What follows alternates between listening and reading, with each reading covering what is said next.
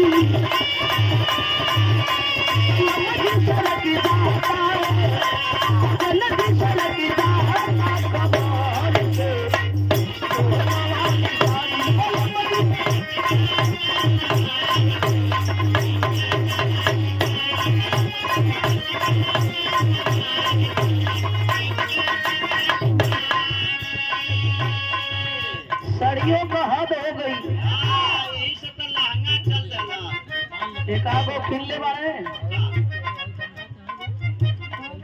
एक समय एक गीत बनाता हल्का मचोले हम मास्टर कोनो में हरारू बड़ा खुश हो। अभी हाले हाले का शादी गौना भइल बा। वो अपने सहेली से बतावे अच्छा लड़की में हरारू को कुछ आदत होले मास्टर।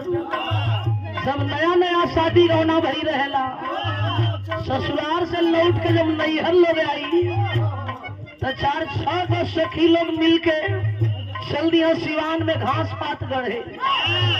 और जब घास काटे चली हम तो कहली की देख रहे चंपवा आज तनी घास पात कम हुई। अपने अपने घरे का हाल चाल तनी बता दे, तू सबसे पीछे गई रहली, तोर दुल्हा तो के कितना माने लगी तो बतावे का कहलस। यह कहे हम तो तोड़ गई हो सुनर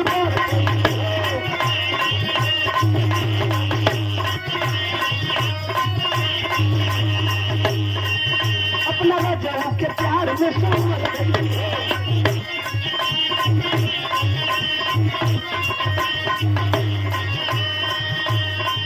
हम तो तोड़ गई हो सुनर पर पहली हो अपना रजऊ के प्यार में संवर गई हो। एक खुशी रहे हमारा, एक खुशी रहे हमारा यार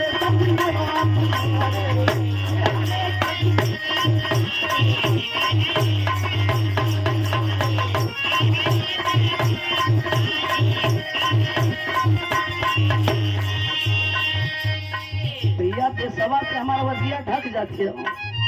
बेसवा ढोलकिया के वो जब बजावत हो तो हमारा वजिया ढक जाती है। वो हर क्लियर जात है लेकिन ऐसा हमन के लगत है कि ढक जाती है। मास्टर गीत देखा मौके का इशारा कर दिया। बारात में कोनो लड़का मनसला किस्म के गई रहल, कोनो